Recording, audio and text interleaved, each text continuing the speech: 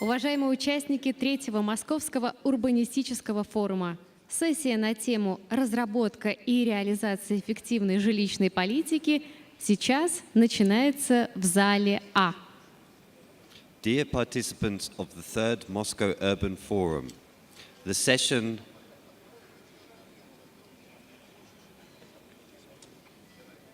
Development and Implementation of an Effective Housing Policy is now starting in Hall A.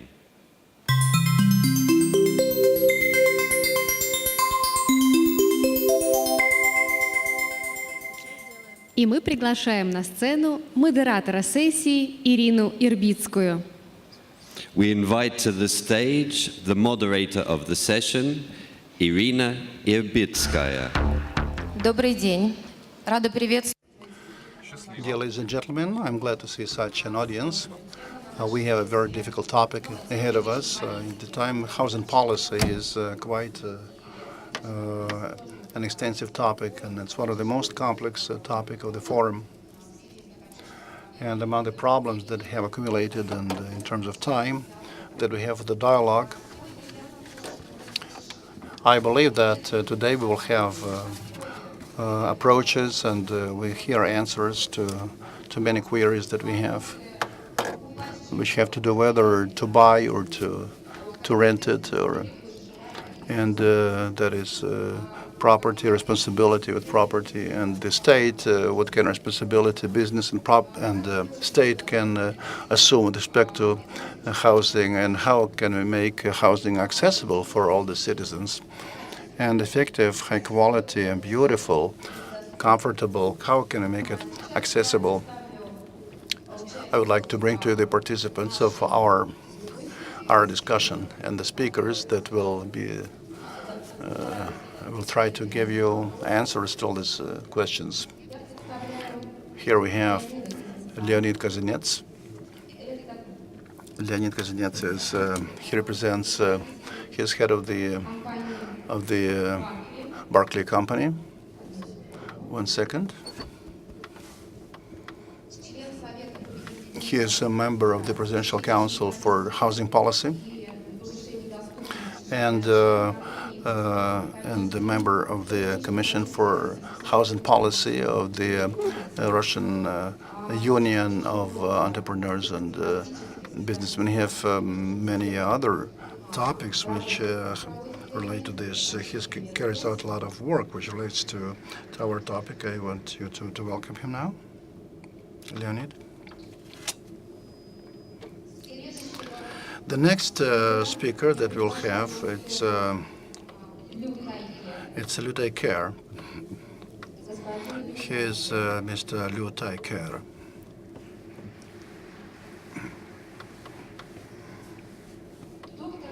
He is Dr. Lutai Ker. He is an architect, and he had a great influence of the Singapore landscape.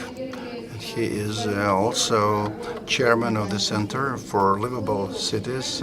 He is a general planner and developer and head of the Department for Singapore Reconstruction. The next speaker I want to invite here is Natalya Sergunina.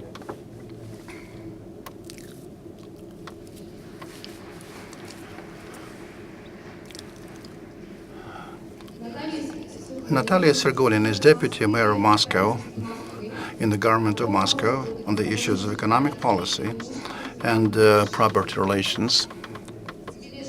The next speaker is, I'll give her a big hand, please. And the next, all the speakers indeed have dedicated some time and came to this very important session. And we are very thankful to all of them who have come here, and I believe that we will hear answers to many queries that we have in our mind. The next, Frank Juncker. Frank Juncker.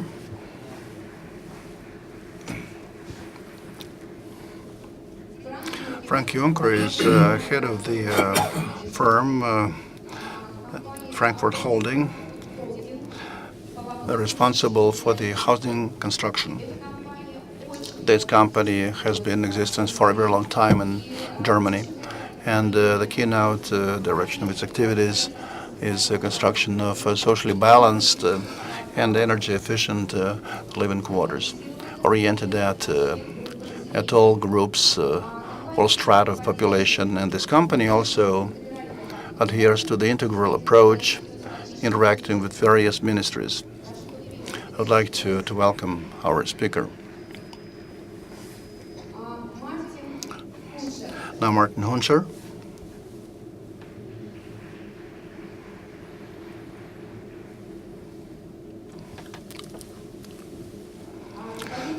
Martin Hunscher. 1 second, please. I'm sorry. 1 second. It so happens that today the minister of the Ministry of Construction and Communal Services we changed our timetable slightly, but we'll compensate their absence. And we hope that sooner or later we will hear new proposals with regard to the housing policy from that ministry. Martin Hunscher is deputy head of the Department for Housing and Planning, Urban Planning, and the head of the planning for central areas of Frankfurt, and he is in charge of the development of regulations for the development, design, and contests and housing policy, and the evaluation of laws and the results of planning. I want you to welcome our speaker, Vladimir Samoshin. I invite Vladimir Samoshin to the podium.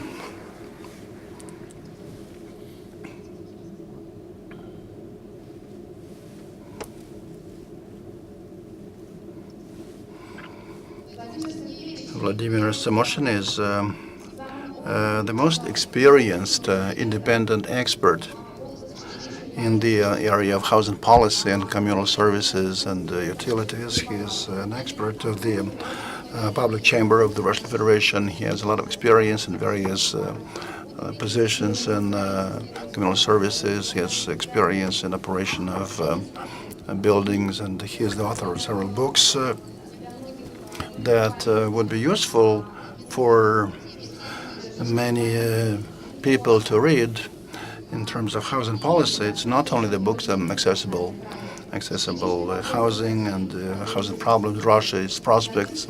Let's set up our own house and a practical manual. This is what it is. I want to give a big hand to our speaker, please. Nikita Bansekin. He is head of the Department for Interaction with the Legislative and higher bodies of the Russian Federation for attracting foreign investments of the federal fund contribution to the housing construction. We don't have too much time, so what we'll try to do, we'll try to work very effectively. We have a time limit and timetable and whatever, and each of the speakers, we want him to speak from 5 to 10 minutes. That is what we give you for the presentations. We also have specialists and experts who are in the front row in the hall. They also have their brief presentations to make. And after all the presentations, the speakers and participants and the discussions and the experts, we will have a brief discussion. We will see how much time it will take to listen to all the questions from the audience and try to respond to them. And that will be it. We'll have a concluding word and we will summarize our results for today. Now I'm inviting the first speaker will be Leonid Kazinets.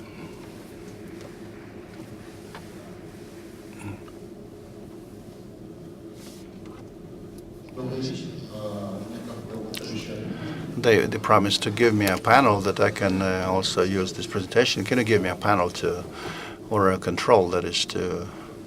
Does anybody have a control for the presentation?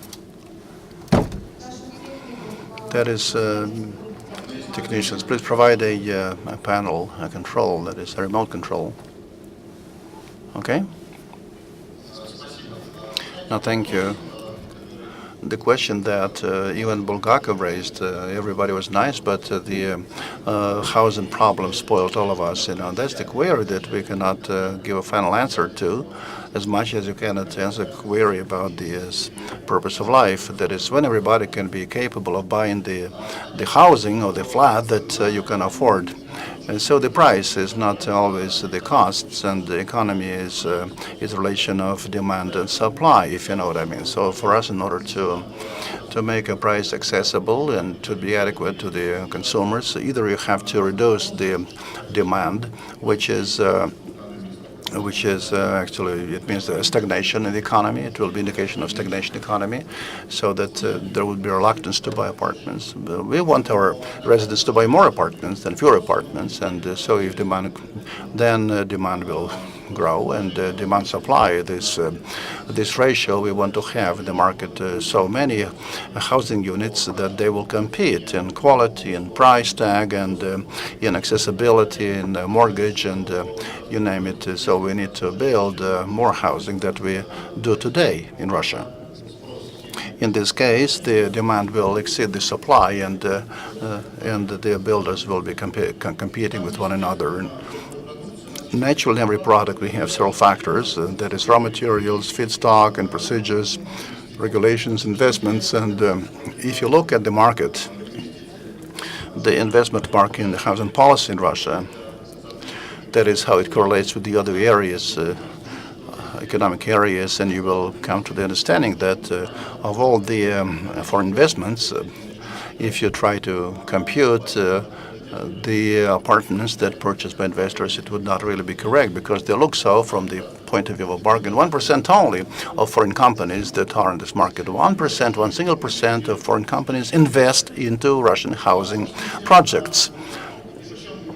Also, this number is not really growing, is not increasing, and even you can say that it's coming down. So we can say that we probably have more foreign investments, but they do not go into housing. And 3 countries that invest into Russian housing industry. It's a major country participant of the world economy. It's Cyprus. The next in the row is Luxembourg. And the third country which has taken part in this investment is the Netherlands. As you understand, it's a repatriation of Russian domestic money that once left Russia and now coming back to our housing industry.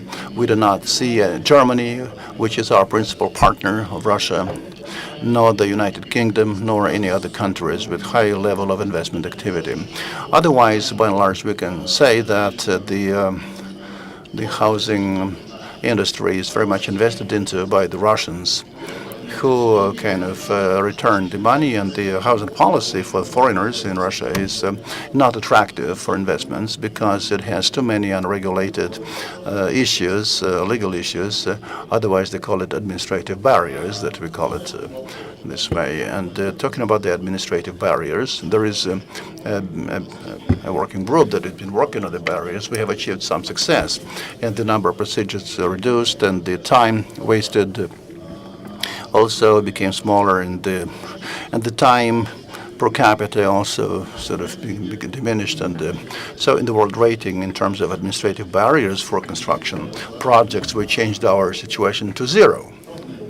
Zero, that is, we did not change it at all. We are still standing still in the same very place. That is zero change that we have to state. It's not that we have done nothing. We have better practices. Moscow, in that sense, surely within this month made a big leap forward, and we can say that in Moscow the situation is developing very actively. And as I'm a builder myself and developer who built in Moscow, I can say that from the moment when you have the materials and you start to construction, but it is quite easy for me, but Moscow is not the whole of Russia, and probably the best practices will be applied to other territories, but so far Moscow is a highly competitive market for housing, and for various objective reasons it is not very good for development. And if you talk about remote areas, we are going to have tomorrow the board of the national developers. People come from all the regions throughout Russia, and they'll speak about their quite difficult, quite trying situations, convoluted situations for this matter, which have to do with, for foreigners, it's not easy to understand this legal lack of transparency. It does not attract them, and therefore they don't come to the housing market. And technologies don't come here, and foreign investors normally come with technologies. It's not a matter of money. It's the thing is, if they come to the automotive industry, they bring their technology. With these computers, they come with their computer technologies. But here we have it all in our own brine, so to say, and we don't have too many investment companies. And realistically, we have Turks and Yugoslavs working in this company. Chinese also joined them now. Probably this market will become more active, but this is the way it is today. And the overall work of this community with the administration of the president, we introduced several initiatives, some of which I reported to the president and the prime minister yesterday at the meeting of the economic meeting, that is session, and we addressed three principal issues. That is insufficient number of lots for construction, land lots because the allocation of lots is not transparent, and lots is in the hands of municipalities, and municipalities don't have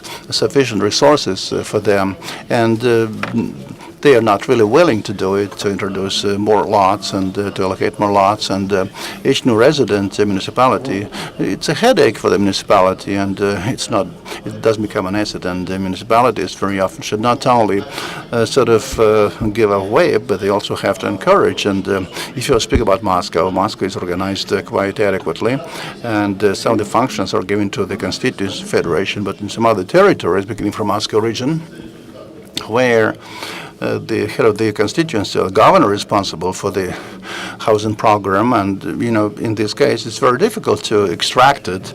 It's not really easy, and this is sort of a lack of balance between responsibility and the actual operation, and otherwise the applicant has to clearly state, and any entity, any natural person or any economic entity, whatever, they can apply for the registration to the state or municipality, and they do not get this money back, and so this money is kind of wasted. It's when $100,000 for a cadastral engineer, it's something. If he applies for the cadastral, he has the right to use the housing, and then the application of the single participant that applies for the auction has to be carried out, even if there is only one application for the auction.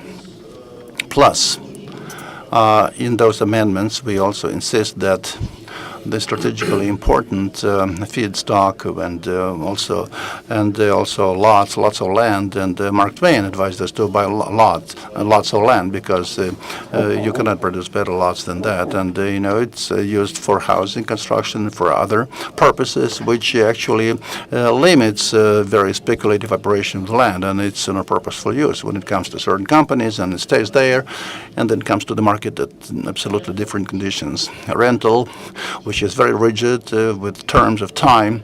If they are violated, in this case, the progressively growing scale applies. Land, lots of land is more or less clear, but who is going to invest to build roads, access roads, and schools, and the kindergartens, whatever? Owing to the fact that what we spoke about yesterday, the president, the government, engineering infrastructure, we have to look for alternative sources of funding, which would support the pilot project. They fall in the category of accessible housing, which in Russian has not yet been determined, and we can see anecdotal situations when accessible housing becomes with 4-meter ceilings, and we don't have such a term as accessible housing. We speak about the parameter of ministerial parameter regulators, and it's not legislative, and we sort of accessible prices apply to such kind of, and they have certain limitations on the structural elements in their use, and communal services and utilities. They have to be determined. And our proposal is 1 minute I have, that municipalities will later on buy them out and put them their balance, and excessive bureaucracy is also there, and they involve a lot of procedures that we try to regulate in every way we can. Good practices is Moscow, and Moscow is far ahead of the Russia and Rzhevsk. It also had a lot of problems in the regions, and they did not actually feel what the developers have to do when they want to carry on, and they take several positive initiatives, and they try to bring them to the level of constituencies, because FERJEF works with the federal land only, but changes in the land code and the law on accessible housing, which we're going to bring to the government for their approval, it will delineate the contours of this problem, the limits of this problem, where the government will be supportive of such measures, and those that are commercially viable, it is not the objective of the state. Now, one more interesting feature, all the agreements and approvals for construction, for housing construction, they have several levels of responsibility. Along the Russian Federation is going to be passed an amendment, and this closed list will be brought to the federal level. The ministries of construction and communal services will determine the approvals for that construction, and this list, we understand, will be converted into an electronic format, and again, as in Moscow, communication between the applicant and the civil servant will be sort of made into an electronic exchange of documents. It will be very much conducive to improvements. It will be more transparent, and it will bar away the corruption, and it will exclude the sort of deals or bargains between two parties, because sometimes they do not provide incomplete and irresponsible documentation, and they say somehow they rejected our proposal. But on the national level, we find out that sometimes the documents are not prepared properly, and if the documents are not in a set, they cannot be approved. If the documents have not been prepared properly, if they are not properly formatted, in this case, they cannot be approved. You have to understand that. Thank you.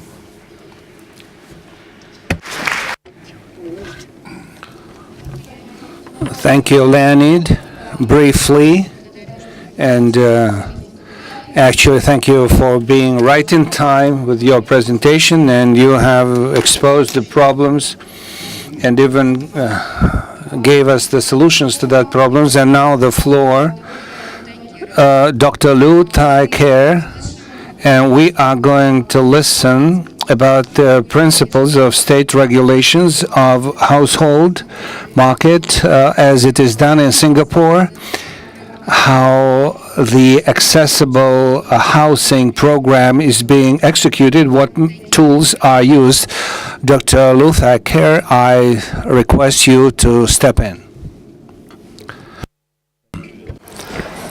Well, I'm going to introduce to you the how our government solved the housing problem.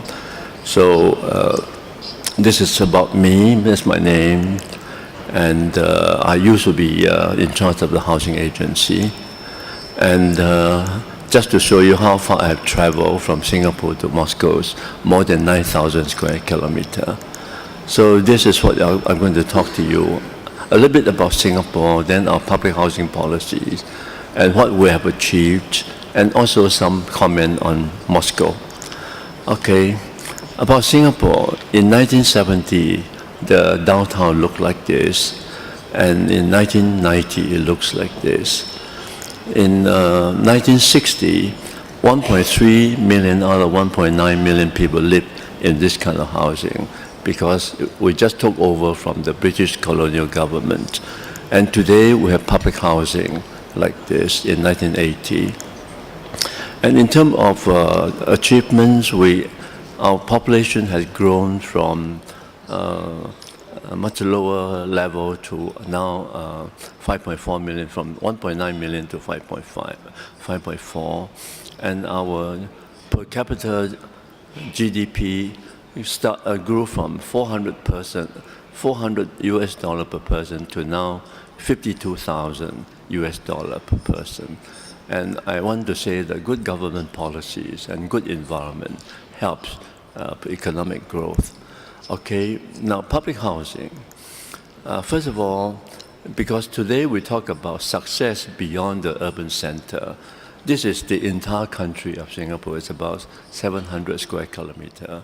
And as far back as 1970, we already looked beyond the center because our original center is just far too small.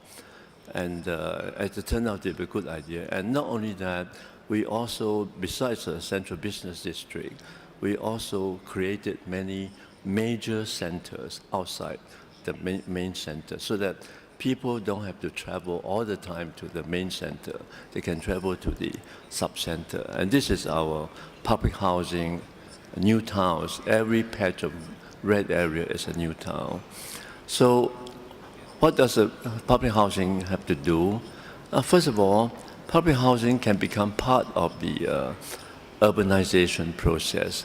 That means in our government, I just quickly mentioned to you, this is to show that the government will set policies for urban planning and then do the master plan and detailed planning. And also, we pay a lot of attention to the planning of the design of infrastructure. And of course, like every government, we will go through the so-called promotion and of inviting investment. But while all these are going, I think what is unique in Singapore is that we have a public housing policy in order to make sure every citizen in Singapore would be housed. In fact, by 1985, everyone was housed through government policy. But at the same time, about 20% of the market is private market by private developer. And one important thing about contribution by public housing is that because we built in a massive way, we became also a resettlement agency to move the squatters and slum area people out of the existing places and create more land for housing, more land for industry and for services. And therefore, so this is the total process. Okay, in the interest of time, I'm not going to go through these few slides. Okay, just skip this. Basically, I just want to let you know that in the process, what the government has contributed in this slide is that the government had the willpower to solve the housing problem and the urban environmental problem. So it introduced a few legislation, set the vision and so on, and then asked the planners to do the planning, to do development. And in the process of doing that, the government also introduced legislation to give authority to the urban planning so that the plans that we produce can be carried out in a legally correct way. And after the plan is legally carried out, the government passed more legislation to make sure that these plans in being carried out would also be implemented, would be built. So this slide basically is to explain that to you. And why did we work so hard for this thing? Because in Singapore, and Moscow is not too different, large population, small amount of land, and we're forced to go high-rise, and therefore the cost of land is very high in a small place, and therefore the government had to step in to provide cheap housing. And we're determined to succeed, determined to house every citizen in the shortest possible time. And also around that time in the world, the whole world opinion is against high-rise building. But since we are determined to house everybody, we had to build, no choice, build high-rise building. And therefore, I would just say that we thought through our need clearly. We achieved clarity, and with clarity, we had the courage to go against the world trend in the 60s and 70s. In looking back, that was a good decision. So I want to say that Singapore public policy helps us realize the home ownership for every citizen. And therefore, public housing is a key contributor also to the urban development of Singapore. Now, just to give you some kind of image, so that you know what I'm talking about, public housing. Okay, first of all, it doesn't happen just overnight. We have to slowly evolve things according to our capacity. So I'm going to show you the housing, the new towns over the years, from 60 to 90s. Now, this is where we started in the 50s under the British government. About 1.3 million people live in this kind of environment. But the British government also did a very small amount of housing, like 32,000 units, but they're low-rise. In 1960, when our government decided to solve the housing problem, we started to build high-rise because otherwise we run out of land. In the 70s, okay, we built high-rise, but we also provided green area and also amenities and facilities. In the 80s, we paid more attention to urban design. And then now, of course, we try to design more attractive buildings. So, but I want to emphasize that we're not just building housing, we're building a community. For example, if this is a new town, it's divided into neighborhoods. Each neighborhood will have a neighborhood center, and each neighborhood is divided into precincts, and each precinct has a green center. A green center means a playground for the families and the children. And they are surrounded by expressways. The whole city is connected by expressway. Then the local road, and also a metro line going through the town center, and also green area everywhere, so that Singapore is known as a garden city because we are not just building big parks. We put green area wherever we can. But I want to emphasize that we also pay a lot of attention to the facilities that people need in the new towns. So the final plan of the township is like this, including industry and so on. We create employment opportunity. And this plan looks very rigid, but by using this principle, we create this as one town, with a green and so on. And also, what is important is the town center, because if we have good facilities in the town centers. Я прошу прощения, уже 2 минуты. I apologize. We have exceeded our timetable for 2 minutes. Please come closer to the final statements. Okay, I think I would just skip this to just say that what is important is that in each new town, only 45% of the land is for housing. The rest is for facilities. Okay, I'm going to skip all this thing. Okay, and I just want to say that when we plan the city, it's a little bit like the Russian doll. The city, the town, the neighborhoods, and so on. So they're all one fitting into each other. And we're not just looking at one unit. We need to look, okay. And I will just skip all this, and I just want to say that for public housing, or solving the public housing, we have to have a good start, and we have to improve our standard gradually, and then keep changing the policies. But finally, we want to have quality home ownership. Maybe we'll stop here.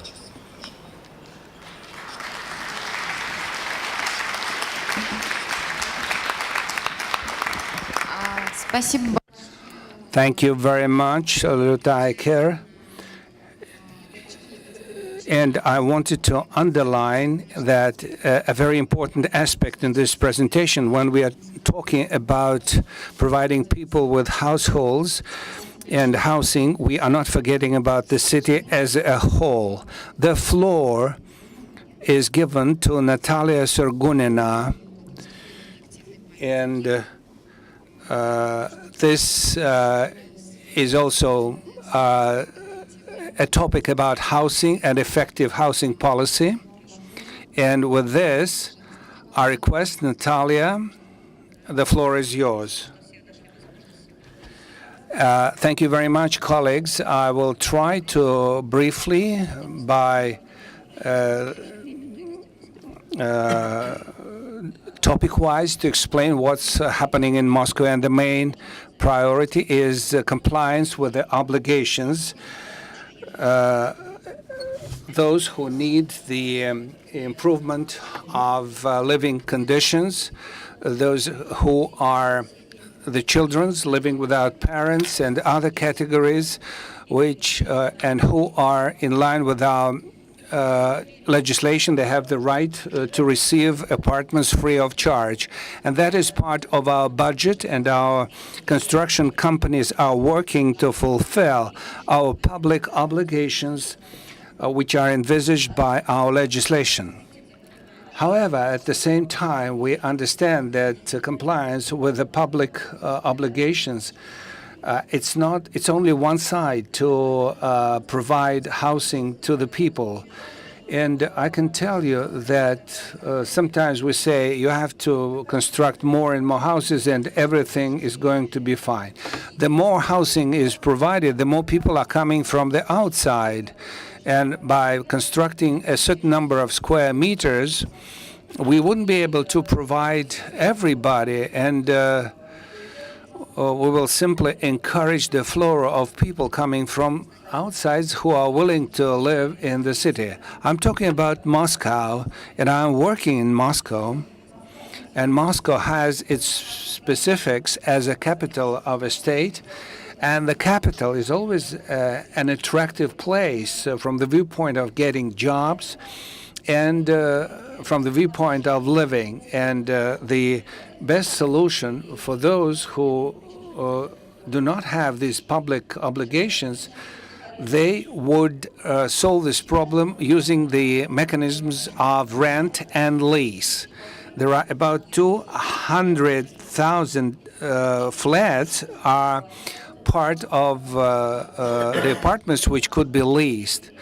At present, we do not have a proper legislation and regulations to protect the lessee and lessor.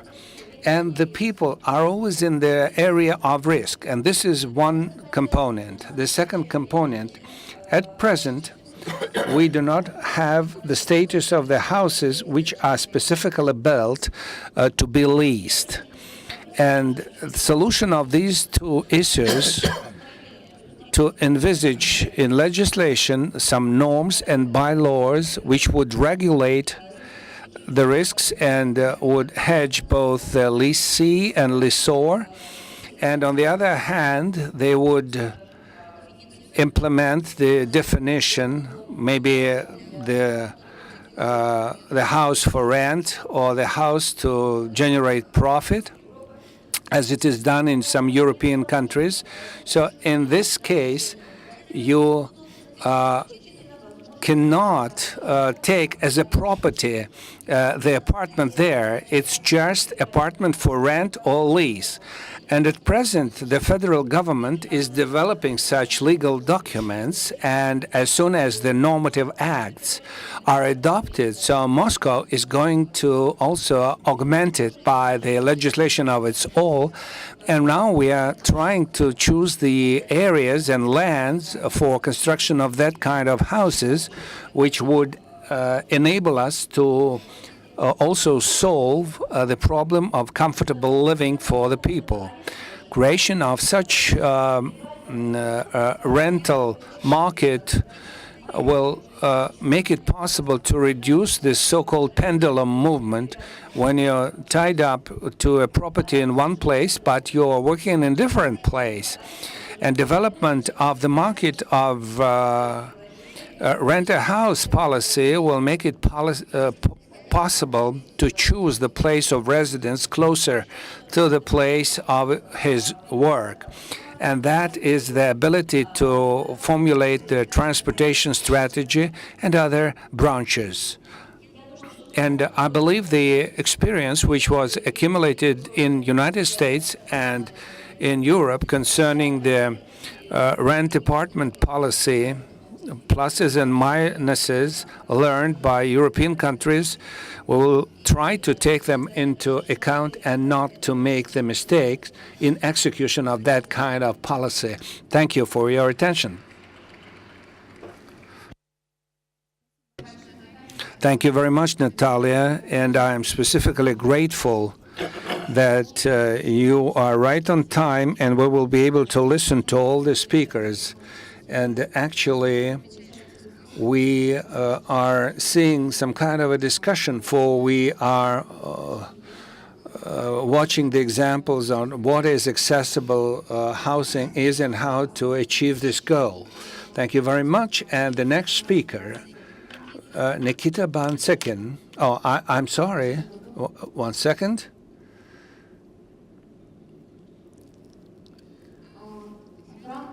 The floor is given to Frank Juncker, and he will brief us about the role of business and in the state in execution of housing policy in Germany. And I'm sure everybody would be very much interested in listening. The housing policy of Germany is one of the most successful policies in Europe and in the world. The floor is given to Frank Juncker. Ladies and gentlemen, I would like to ask you to start my presentation. Frankfurt is a kind of agglomeration in Germany and in Europe. It has the same tasks similar to those in Moscow.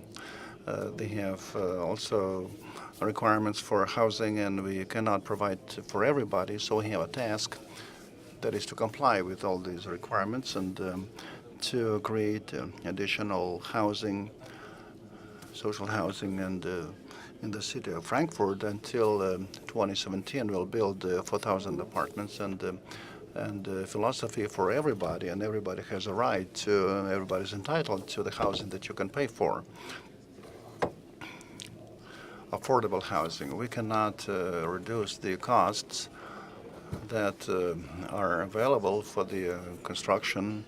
And construction is expensive, so we need to find another approach. We have to build buildings with high energy efficiency so that costs for operating this house, like heating, would be accessible and sort of acceptable by the people who rent them. And if you look at this building in Frankfurt, ABG in Frankfurt, it is so effective that the persons don't have to pay for the heating at all, and all these things can be sort of connected with the renewable energy sources. You can use solar power in order to sort of reduce the communal services for the lessees, and the same thing applies to the available housing. It's a problem for Frankfurt, and well, we have houses which are rented, and they need repairs so that they would be suitable for rental in the future, for housing. The same could be done with the existing housing fund, and we can bring down the costs for the communal services, so we should not be a serious burden on the lessees and the system of support for housing construction in Germany. It is not the federal government responsible for that, but today it's very much in the hands of the constituencies, the federation. And as it happens with in Frankfurt, it's a Hessen land, and the powers of the authorities of the Frankfurt on the Main that permit investors to build social housing by way of reducing the rental costs. And you can see what kind of facilities we provide. We allocate funds for accessible housing, and using this example, you can see that owing to the additional input, the final costs become even lower. This is how you create accessible housing. This is how our system works, which we use in the city of Frankfurt, but that's not it. The size of apartments that you build as a result of the support program. And you can see that our objective would be 5 euros per square meters. This kind of euro we want to introduce, 5 euros per square meter, that we build within this this program. Probably some additional social programs will also be launched. The city can own the available housing, and they can launch a program for the middle class as well. Say, provide housing to the strata of the population who otherwise are not entitled to any social housing on some privileged programs. The social programs exist not only in Frankfurt. Frankfurt is a unique case, not only in Germany, but throughout Europe too, because many people are looking at us in terms of support of housing construction.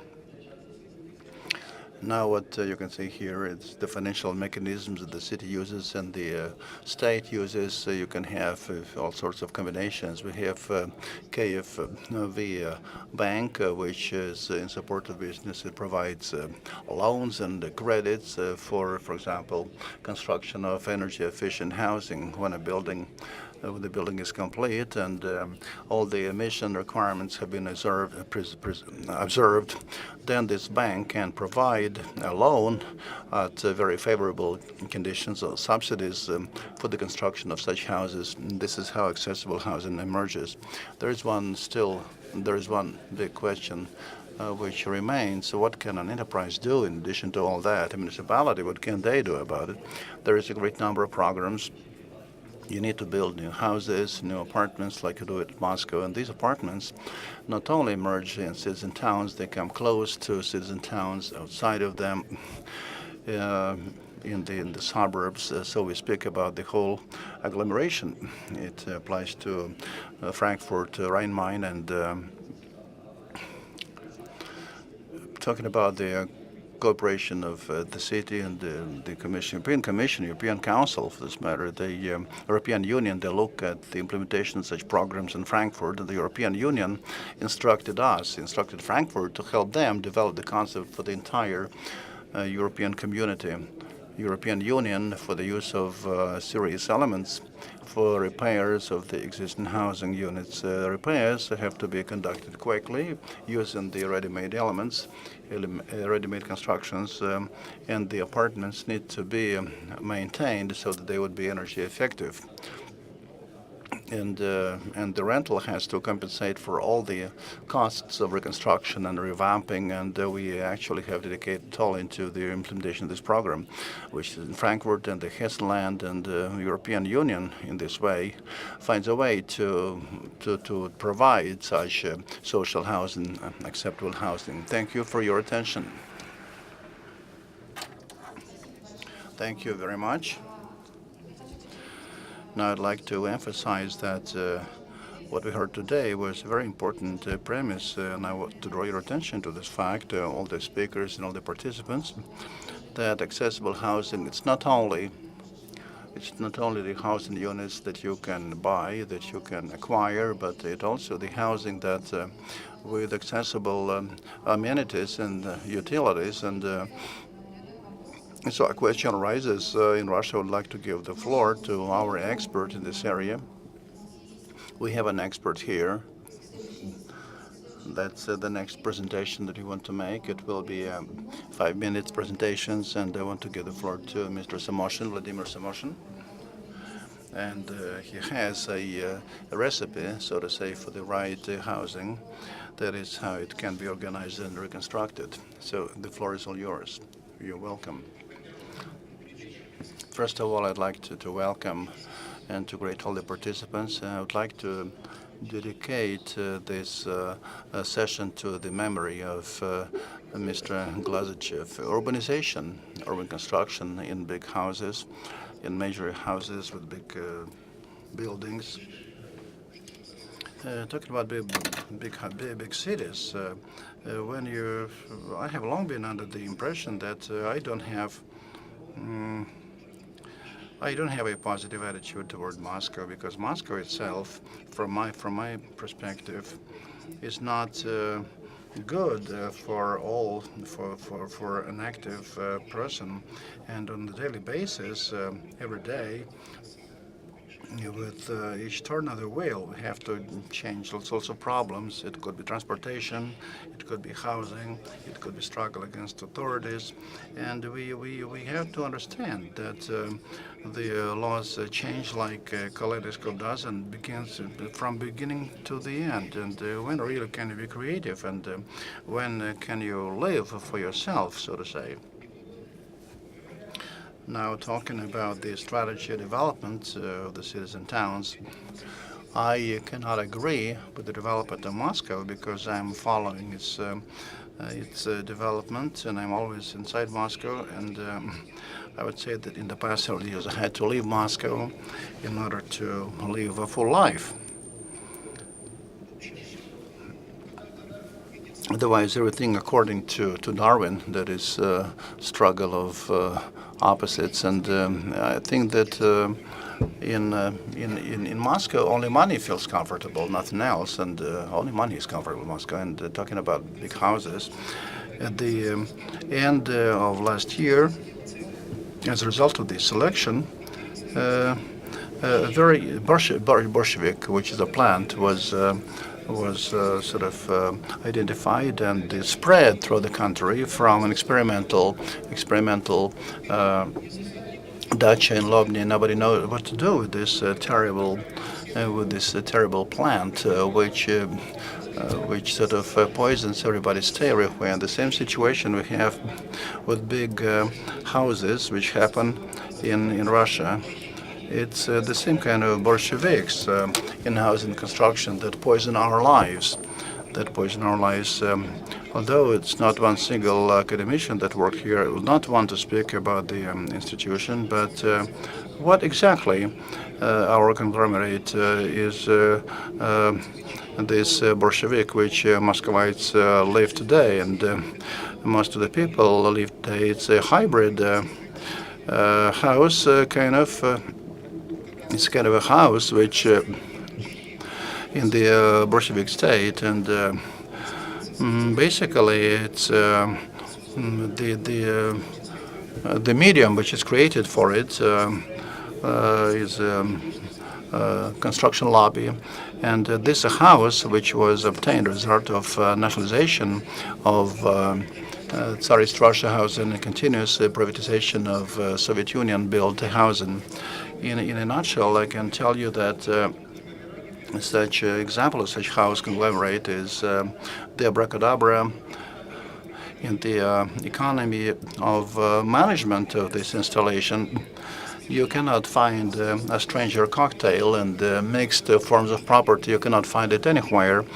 Under the same roof, you can come across private owners of individual rooms and commercial hirers and owners and leasers and lessees and all sorts of animals, domestic animals and other animals, and rodents, whatever, and all of them have their interest to pursue. You cannot sort of combine them, you cannot match them, but we have been trying to do it for 20 years. And the social environment in the house among the residents, they are not uniform. Alongside the well-to-do people, the low-income people also sort of privatized apartment, and they cannot maintain their house. They cannot pay for their houses, for their housing, the rentals, but the state supports them through the subsidies so that their properties could be preserved, their ownership could be preserved. We also can come across marginal people like alcoholics and all sorts of addicts, and the dialogue with the neighbors does not succeed, and this is not an effective house. It's very difficult to manage it. You know from the theory of management that the more people have in control of the house, the more difficult and more expensive it becomes to control this house, to manage this house. And in most cases, you have to strike a compromise or to suppress the people who think otherwise. And you have in Moscow from 20 stories and to 25 entrances, and it's very difficult to find agreement between thousands of co-owners, and there is also a managing company which is a go-between in these companies, and they're very, very, very often dangerous in terms of management when they're built under the deficit of construction materials. These houses have very low thermal insulation, which German representative was very right about, and they have great operating costs, and today's house is tied to the engineering system, to the utilities, and they only have one single inlet for electric power, for sewage, for water supply, you name it. It's like a person on a hospital cot who has a lot of tubes and to tie him and wires which come to him, and it's and otherwise to service this house, it's like to treat a naughty child that needs a lot of nannies to take care of that naughty child. And the last thing, this hodgepodge and housing policy, the laws that have been released did not work.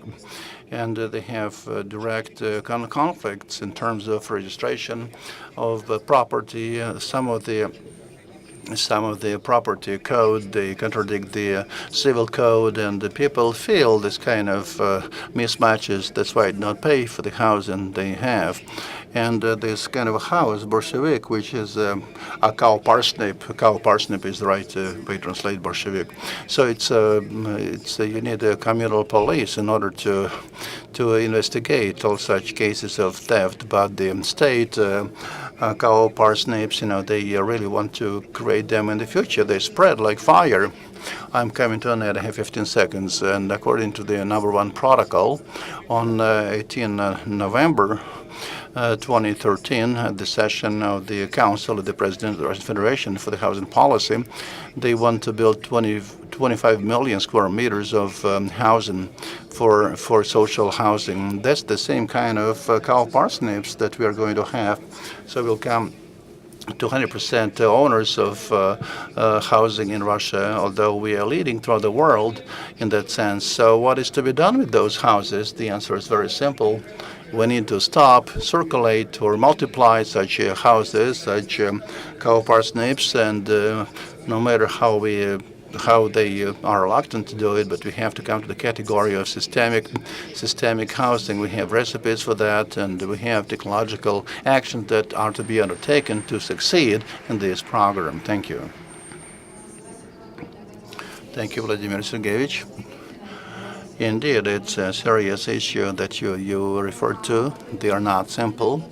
We also do hope that they will eventually be resolved. In Russia, we have various suggestions and proposals, and it would be interesting, it would be important for the experts to be heard. Now I'd like to give the floor to Nikita Bensekin, and he is going to speak a brief presentation, 5 minutes only, as to speak on the topic of multiplication of experience as a way to improve Russian housing policy. It sounds quite optimistic, but let's see what he has to say about all that. It probably is not it's a call on you. It's not actually the title of my presentation. How we can solve the problems of how we can improve the efficiency of construction of housing, and our experience in the past several years comes to that. Our foundation is the basic operator in the federal lands in the Russian Federation, and it's setting up as a natural response to the presence of a great number of useless land that surrounds barren land that surrounds our cities, those big spans of barren lands which are not used by anyone. It's the results of the lack of sort of diligent approach to the land. And in the past years, in the 3 past years that I want to refer to, we with our foundation managed to build over 2 million square meters of housing, and all told, at different stages of project and design work, about 20 million square meters of housing all told. And from the very start, our task was to have a low-rise housing, so to say, and all of us wanted to have people in their own houses, in the individual houses, and so that those great, enormous houses would cease to exist. The sooner the better. But our problem is that we carry out surveys and polls among our future customers, among the people who have to choose the house for them to live in, they bring the same response. They want to live in a multi-story brick house. And all our good intentions, our attempts at sort of push them to a different way of thinking, they are futile because they did not bring success. And probably that's the process that ought to be divided into various stages. We have to work with these people. And what is in the foundation of our operation, the fund's operation, is transparency, and the need of which we have many times spoke about at our conference. And this transparency. And all patches of land which are being sold, they should be sold through the auctions. And second, clear algorithm of all participants involved in this process. I'll give you some numbers. What makes it possible to speed up shrinking of timing of signing the contract on lease, and 2.1 times faster than if compared the situation when our fund is not involved. The average term from the signing of the lease contract, which is provided by the fund, amounts to 2.4 years. The same projects without participation of our fund, it will take 5 years. The timing for city building documentation from the time of signing to the time to receive the advising documents on planning of the territory amounts a little more than 10 months, whereas without the participation of the fund, it will take 18 months. The approval document for the first stage from the date of approval until you get the permission of the first stage construction is a little less than 7 months, maybe 3 times less. If you compare this with the same projects executed without participation of the fund, which takes more than 20 months, and the average timing for technological stage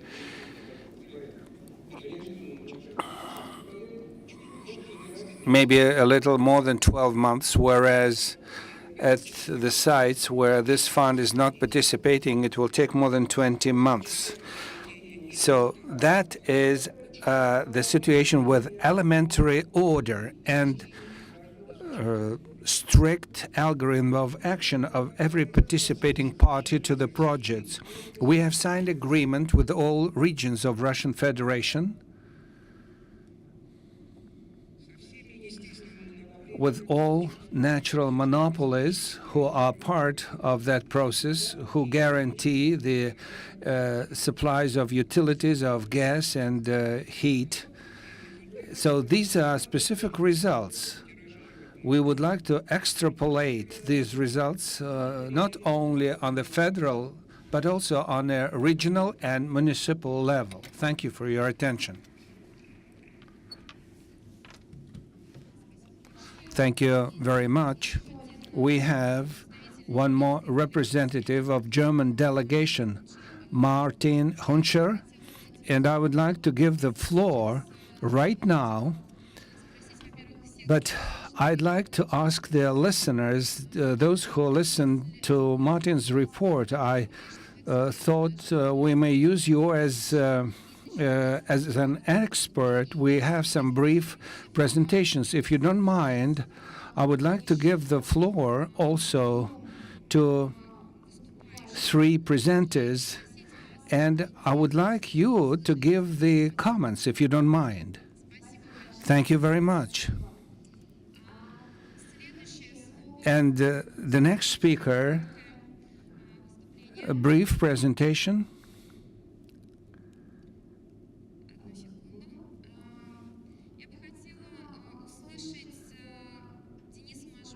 Denis Mazhukin, commercial director of the Terra Auri company group. And this company, as of 2008, launched 70 projects in scalable, complex construction work and commissioned about 700,000 commercial living quarters. And I'd like to hear the developers who are involved in comprehensive development of territories, of real estate and social infrastructure, how convenient it is to work, what is done quickly and successfully, and what could be done under existing legislation. Good afternoon, colleagues.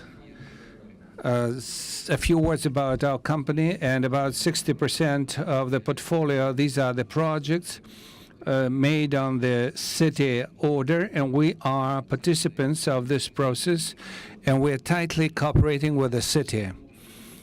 Having such an experience of social projects execution, we can give an objective assessment of how the city building activity is being perfected in Moscow region and what effective changes took place in the execution of the housing policy. First of all, I'd like to mention the fact that the authorities of the cities, they are trying to implement a new scheme of the so-called turnkey operations. When the project is fully given to the managing company, which is involved to master planning, architectural concept and design, makes all the necessary works and hands over it for operation through the acceptance procedures. And it allows the city to control all processes of the participant of construction, to control the terms and timing. As our experience shows, the developers also are encouraged to effectively plan, to use rationally the budget, and in turn it makes it possible to increase the financing and create an entirely new product, both in content and in format. I'm talking about the product which is being built at the expense of budget funds. And one company is managing the whole project, so you could very thoroughly work on architectural design, and Moscow Architectura is taking active part in that, and despite some budget limitations, it makes it possible to improve the qualitative characteristics of the site. And we are giving as an example Bazovskaya Street. It's the area of so-called socially affordable living quarters in Zapadnaya Degunina. And this project is executed in record timing through 11 months. 11 houses made of reinforced concrete with the total area of 150,000 square meters. A shorter time and funds, it's just because of the turnkey operation. And our company participates as a general designer, technical customer, and a managing company. And this living block is designed in such a manner that there is some kind of a closed yard space with sporting facilities, park, and walkable space. And about 400 meters in length, there will be a green area. And taking into account sociological poll, we have defined what kind of a structure should be there to position at the ground floors. And walking space has been designed, and all this space is going to be made to make life of the people more comfortable. And these houses are standard panel series where we change the image of faces and used modern materials. We also use different colors, which also improves the image of the whole area. The Italian tiling was used here, which makes these houses very attractive. And these tiles, they also help to save energy. And we can say that this given living area wouldn't be different from the commercial analogs. Well, we have made the apartments more comfortable, and we changed the standard solutions for the common use places. The holes for elevators will be decorated with granite tiles. And before the fall of this year, the people will move to that area, and those families with lots of children and other participants of social programs. So this specific case demonstrates a different approach to this social living quarters project. We could create functional blocks of completely different image. Of course, connection to the networks also requires certain effort, but I'm sure this issue will also be resolved. In the framework of execution of the whole living quarters, there will be a kindergarten, innovation school, innovation polyclinics, and also there will be a green garden approximately with an area of 9 hectares. Thank you. Thank you very much. We have seen the project which could be done using the existing legislation background, and now a brief statement and presentation by Mr. Aksonov Dmitry. This company is from 2005, and more than 2 million square meters of living space of different grade with infrastructure. And this company, they were one of the first, and they also manage this real estate. And what is also important, it's one of the first companies which creates energy efficient housing. How much time do I have? You got 5 minutes. So the thesis I heard, how to make socially responsible business, how to make housing comfortable, and at the same time to make money. And the topic is the development and execution of effective housing policy. Now we have to talk about certain steps made to execute this effective policy, not only in Moscow, but also in other regions. Thank you for remark. I've been preparing for a different topic. However, I'm prepared to share my viewpoints. Well, we also have representatives of different countries, and for us it's very important because we have a dialogue. We wonder how different policies work, which have been. So that's why I would like to concentrate on the topic of effective housing policy. For we have experts and people here. What could we take from their experience and could be accomplished and used in Russia? so that we could plunge into realistic projects which and this kind of dialogue, this is the exchange of experience. And what could we borrow from the approaches to the turnover of housing quarters which is being constructed? It's true, maybe we will hear the proposals from Martin Kuncher, a certain response to what he has heard.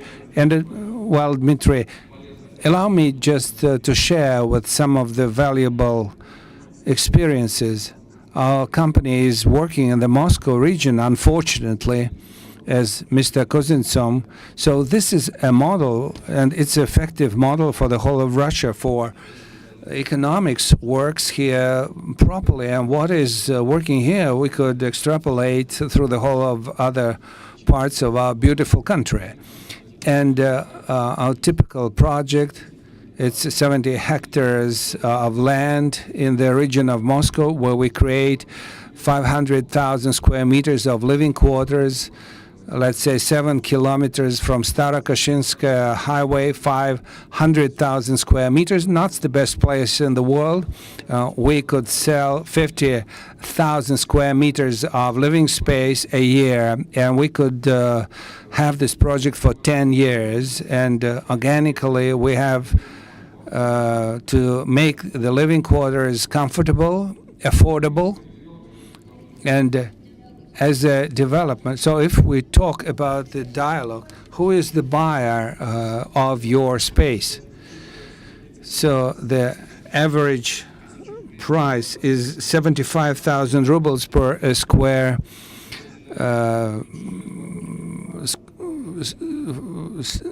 so 2.5 million rubles for the apartment consisting of one room.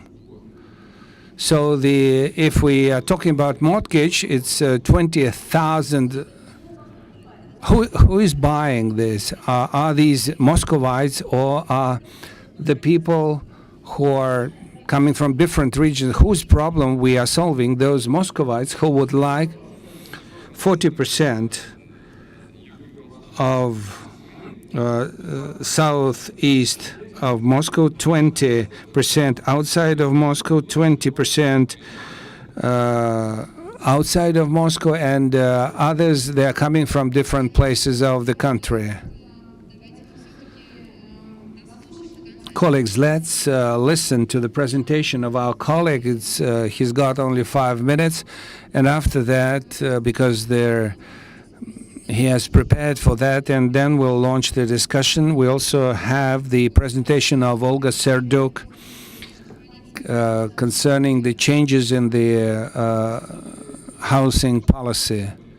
You will hear some specific proposals concerning the federal legislation and regulations between the citizens and developers and the state. What is 75,000 rubles per square meter? The cost is 50%, 10% of it. That will be the cost for social infrastructure, which, as per the norm, should be constructed by the municipal authority. But municipal authorities, they don't have the necessary financing. What kind of municipal structures you are talking about? Who doesn't have the funds?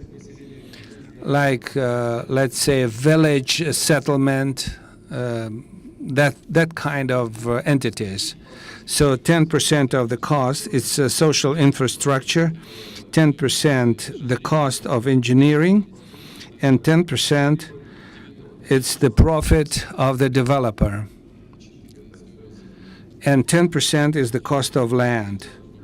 So what could we do here to make this living quarters more affordable? You have to construct more.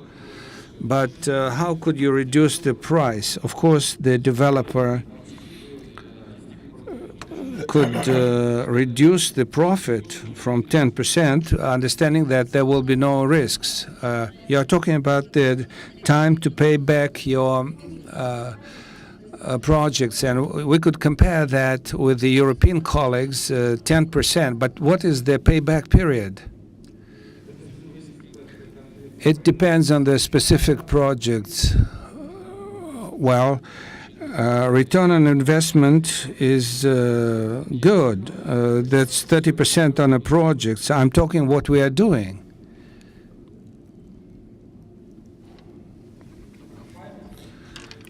So payback period is 3 years. What about the foreign colleagues? I apologize. Here we have a free discussion, but still we have an agenda, and we will not be able to hear the presentations of our experts.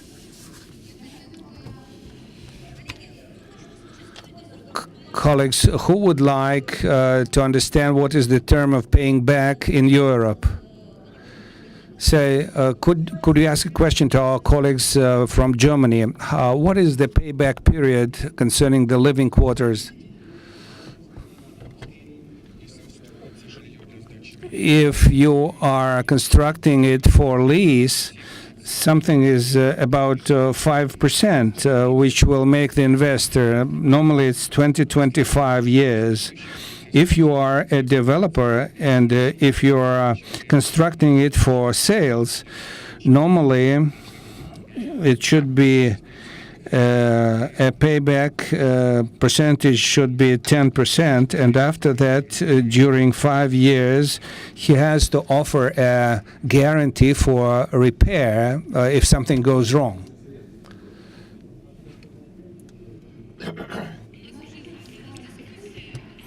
We have a discussion, and I think it's very nice for now. So now we have a dialogue here, and it's a discussion, and I like it. And so long as you really want to sit down, we can carry on, and we have our further discussion.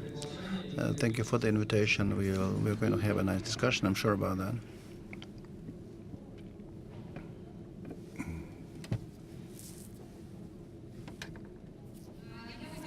I would like to give the floor now to a specialist. I want to go back to our timing, especially because we still have 10 minutes to go. And Olga Serdyuk, I invite you to speak, please.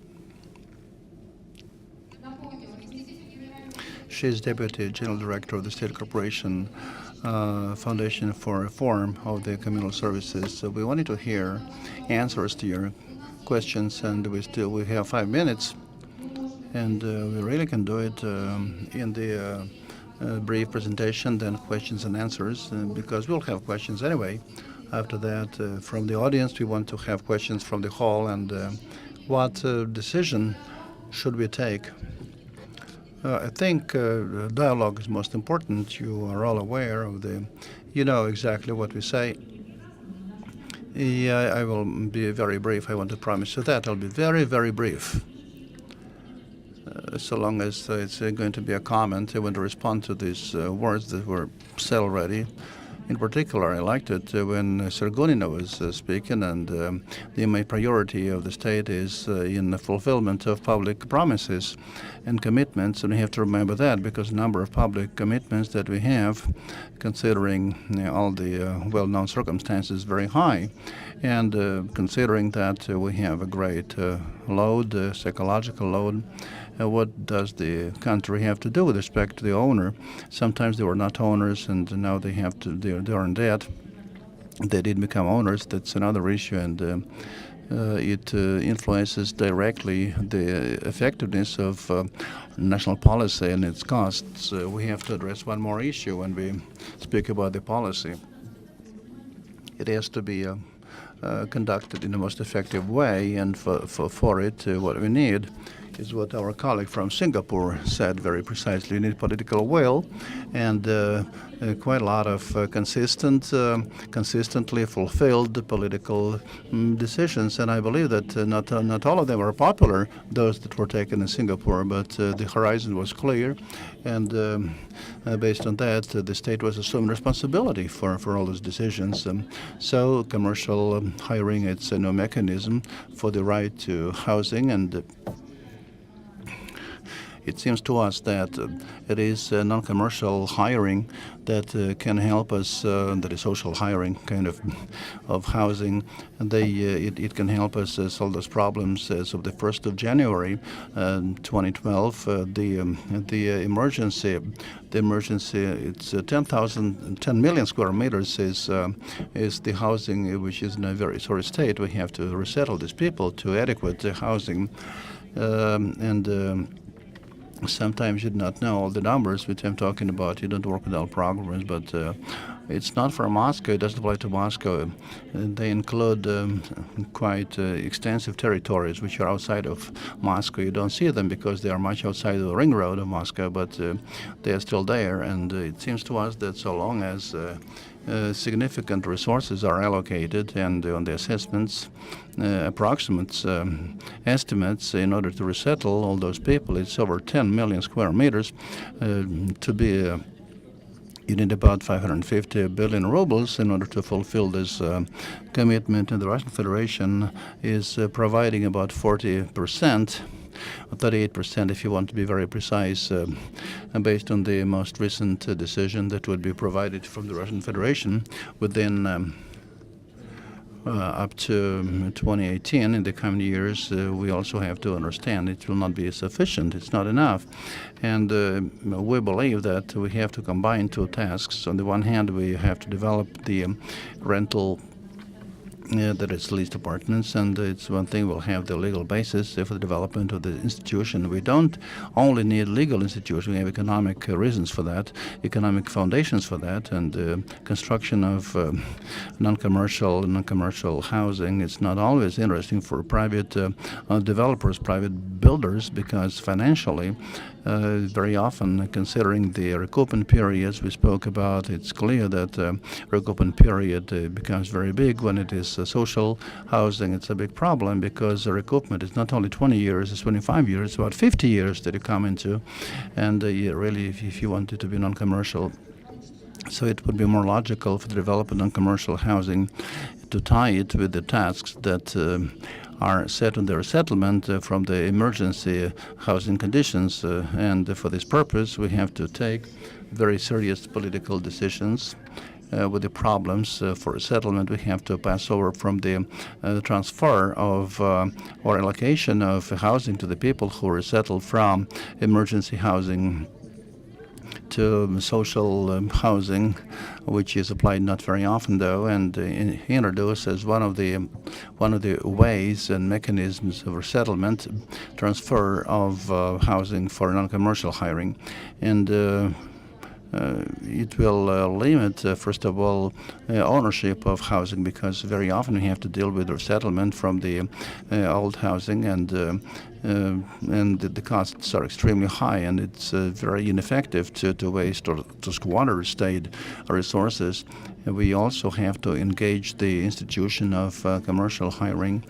And we also believe that we will concomitantly solve another problem, because we will meet the state requirements. That is, we will have to build houses with better energy efficiency, and only then would it be possible for us to influence the cost of the house operation, because it appears to be more expensive to build a house with higher energy efficiency, but it will be much cheaper to operate in the future. And today the developers prefer to save money, and if the developer today if this developer represents the state, then he may accept the requirements for energy efficient decisions. Probably from my presentation you did not see it, but we are all specialists here. You understand it's a very serious decision, because the social consequences are also obvious.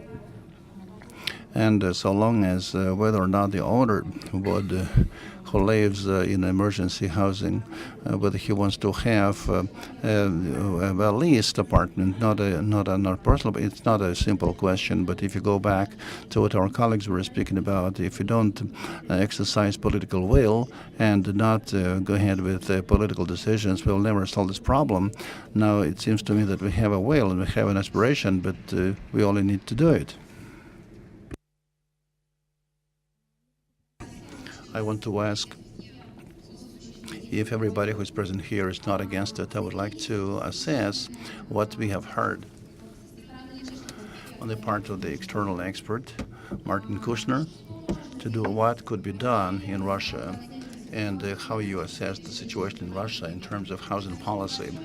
Thank you very much in advance, and then we will have one or two or three questions from the audience. Some of the experts may really want to comment on that. Well, indeed, you instructed me to have such final remarks, but so long that I'm involved in the urban construction, I not want to speak about any political issues of modernization of housing and apartments, whatever. When I speak about new living quarters, I can say yes, we need to build new housing and living quarters, but not in the same shape and form as we do it today, because I'm under the feeling that the town is building toward the suburbs, and we cannot recommend you to follow that path. We have similar problems. We have similar problems with the housing market. We try to build houses and we try to develop them, but we decided still to go to the center rather to the suburbs. And we also analyzed the situation from the point of view of investments and schools and whatever. And as a result, we found out that it makes no sense to go to the periphery, where for an economy the burden would be much higher when you build new houses because of the infrastructure and the other elements. When I speak about new housing units where you need certain impulse for their development, when I hear that some of the areas in Moscow have to confront various problems. That is, if we build in the center of the city,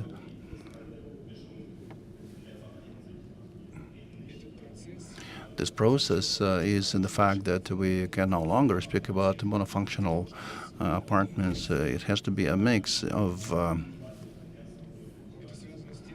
it has to do with the fact that we have to speak about transportation infrastructure. And one more principle that this mix has to relate to, we cannot envisage only one single function for those areas, only living. We also need programs for middle class and for high class housing. And we also need to have a balanced mix of housing. As a result, this requires from us certain various support. Supportive means that to go into the support of such housing from the state. And we have an example of Frankfurt.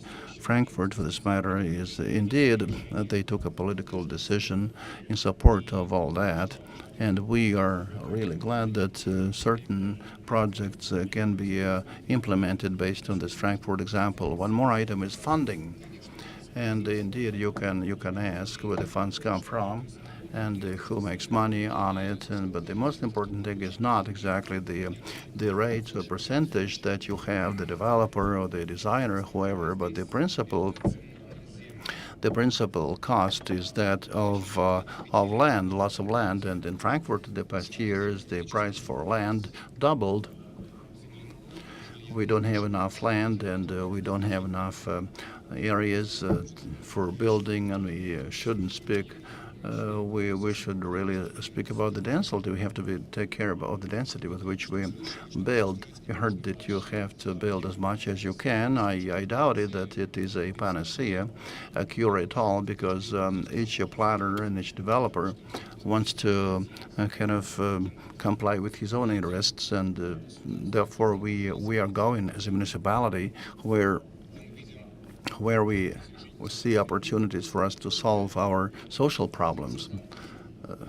The bottom line is that it is not a question of internal issue, what will look like, the apartment, and what the building looks like. We have certain standard decisions or solutions, but we will try to support competition.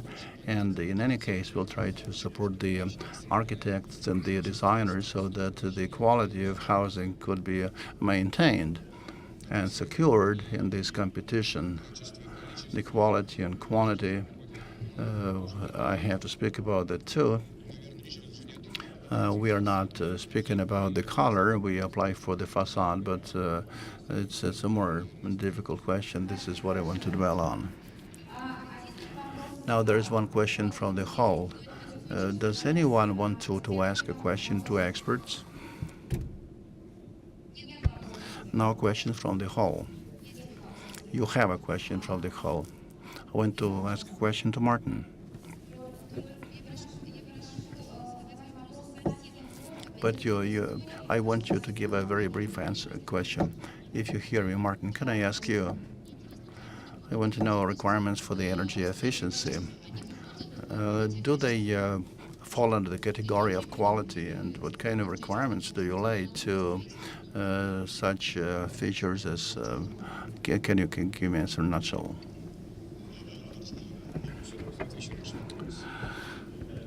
I will answer your question. In Germany, in any case, we have serious requirements to the savings of energy. If you want to apply for construction, you have to observe very strict norms and regulations for energy conservation. In Frankfurt, we have certain resolutions which say that all the projects or the municipal land, so that go to private individuals, they have to meet with the standard of passive houses. Mr. Yukos is an expert in this issue. In fact, a house is about 15,000 kilowatt hours per square meter, and this is the maximum level of energy consumption. What we are trying to do today, we're trying to sign or to conclude various agreements, public agreements, and they have certain requirements and certain standards. Thank you. Now, can you also introduce yourself? It's Oleg Bacharov. I have a question to Frank Juncker. In the construction of new housing units, do you count on what kind of, how quickly do you think this house can be sold? That is, in Frankfurt, how much time does it take to sell an apartment that you have built?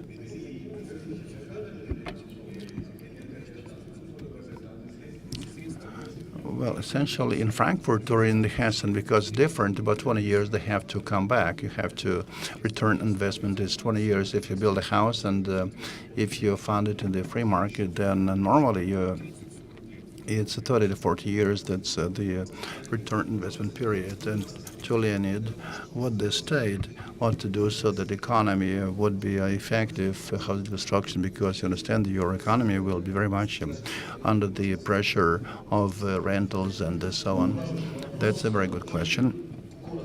It's very difficult to answer briefly, but I believe that whenever the territory is interested in the development of rental housing, then the lots have to be allocated on different conditions. If it is a multi-story house, it should not be subject to privatization.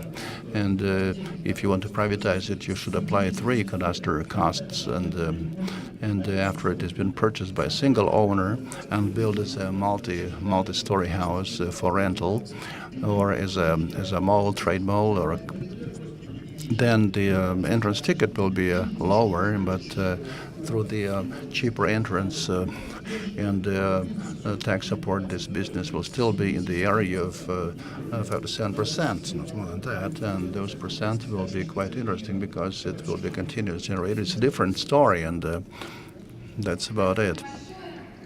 Thank you. Thank you very much. We don't have enough time to discuss and address all the issues and to have all the questions from the hall. But we want to summarize our work. Now, in the past 2 decades, Moscow and other major Russian citizen towns, they were going through a serious transformation. And paradoxically, you can speak about extensive growth of cities and towns, their overpopulation, extensive development. But there is another problem we have to confront and we have to think about. we also can observe, and we do observe, extensive growth of cities and towns, not only big cities and towns, but also diminishing cities and towns that have overstepped their borders, and they kind of recreate themselves from anew. This is a serious indication of the fact that people are not happy with their life in the cities, with the urban life, and we cannot always take away the resources from nature. We have to ensure intensive growth of cities and towns, qualitative, and the housing policy is a serious tool of qualitative transformation. And I also hope that Moscow, as a great megalopolis, is a flagship in many projects and many trends and transformations of the cities and towns in Russia. And with such major opportunities as Moscow finds itself in, I think we can consider and evaluate and analyze the best world practices and adapt them, and to realize where we have succeeded and where we have not, and to relate further, and whether Moscow will integrate into world trends or find its own way. I'm not sure. I think this dialogue that we have had today will be continued, and all the answers will be found. I want to thank all the participants, and I hope that we will have a good